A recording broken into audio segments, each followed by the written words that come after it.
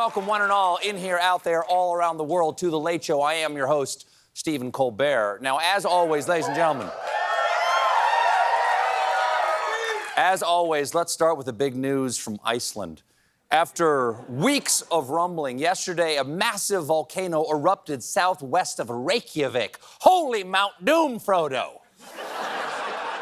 Now, keep in mind, no one has been hurt, but this is serious. The eruption appears big and only about 2 kilometers from major infrastructure. This according to volcanologist and man with the most Icelandic name ever, Thorvaldur Thordarson. Yes.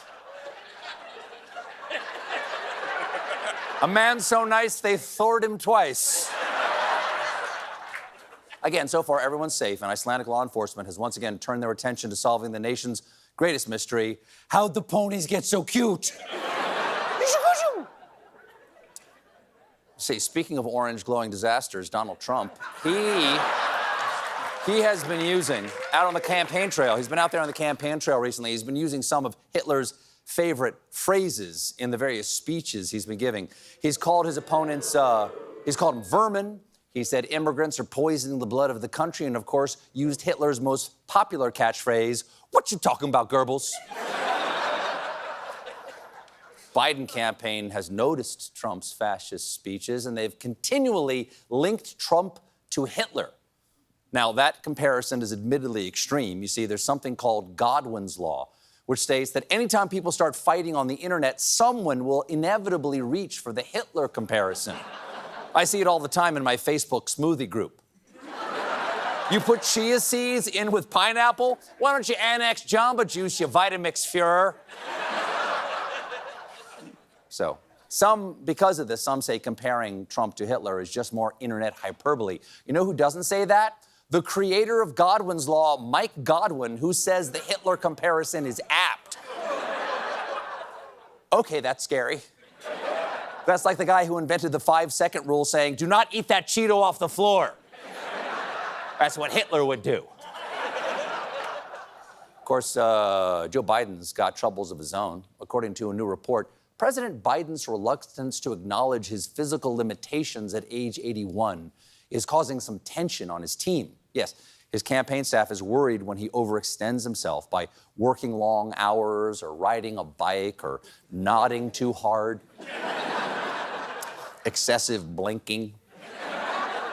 But Biden doesn't see it that way. According to aides, the president frequently says, "I feel so much younger than my age." Well, good for you, sir. You don't look one day over. Let's change the subject. What were we talking about? I don't remember. I don't remember at all. Yesterday, we talked about how Rudy Giuliani lost a defamation lawsuit from 2 former Georgia election workers. And now owes them $148 million. That's a lot. That's obviously he needs money fast. I recommend he drill for oil in his skull. Gold! After this enormous punishment for the damage he caused by lying continually about these 2 innocent women, I'm sure he's learned his lesson, and he continues to repeat his false allegations the poll watchers interfered in the 2020 election. He's done it outside the courthouse, on Newsmax, and on Steve Bannon's podcast. He says it everywhere he goes. He even said it to his current roommates, 2 seagulls on South Street Seaport.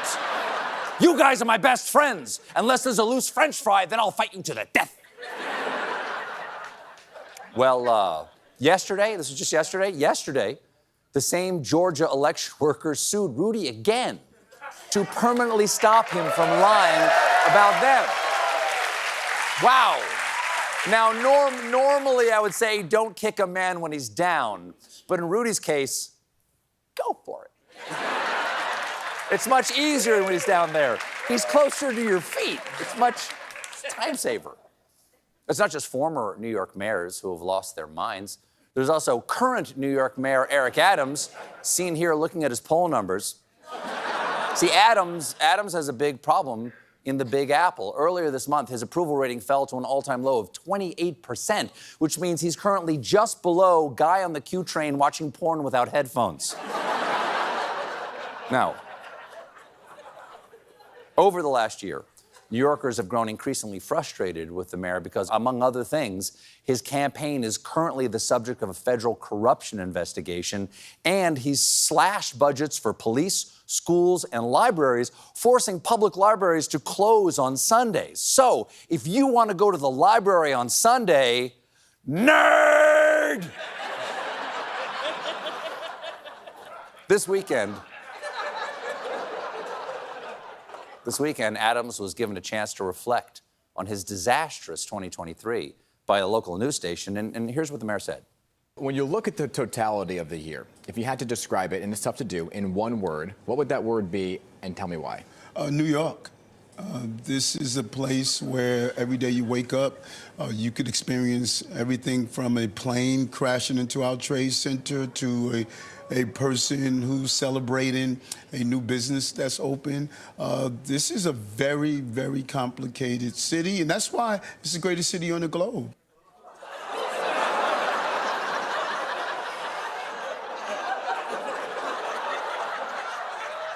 Allow me to describe that answer in one word. What the hell are you talking about? Let me get this straight. Let me get this straight. New York is the greatest city on the globe because sometimes stores open, but also you never know when there might be a terrorist attack. Reminds me of that Alicia Keys song. In New York, sometimes there's a brand new Panera, sometimes 9/11. Somehow, she's got it. She got the pipes. She's undeniable. She's undeniable. Somehow, that's not all the mayoral news, because there's also been a crazy year for former New York mayor and man failing his final exam at winking school, Bill de Blasio. Since leaving office, former Mayor de Blasio has gone full divorce dad Riz King. He and his wife separated. He's been spotted having public makeout sessions with mystery women in hotel bars. He's even dyed his hair from white to brown. That's cool, because nothing's ever gone wrong with an ex-mayor of New York dyeing his hair. Drill, baby, drill.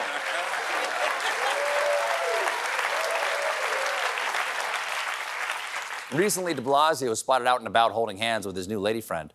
Side note, what's going on with that purple suit, Bill? Was the Joker having a yard sale? But it turns out de Blasio may have bachelored too close to the sun, because it's been reported that Bill de Blasio's new fling is still married. Yeah, that sounds bad, but it gets worse, because the full headline reads, Bill de Blasio's new fling still married, her husband said. Here's what went down. The intrepid reporters over at the New York Post wanted to learn more about this mystery woman he was seeing, so they called up the man they thought was her ex-husband, who told the Post that actually, they're still married. And he didn't know anything about de Blasio dating his wife. What are you thinking, Bill, going out with a married woman? You're in New York City. You could be doing anything else, like opening a small business or experiencing one of our daily 9/11s. We got a great show for you tonight. My guests are Adam Driver and John Baptiste, but when we come back,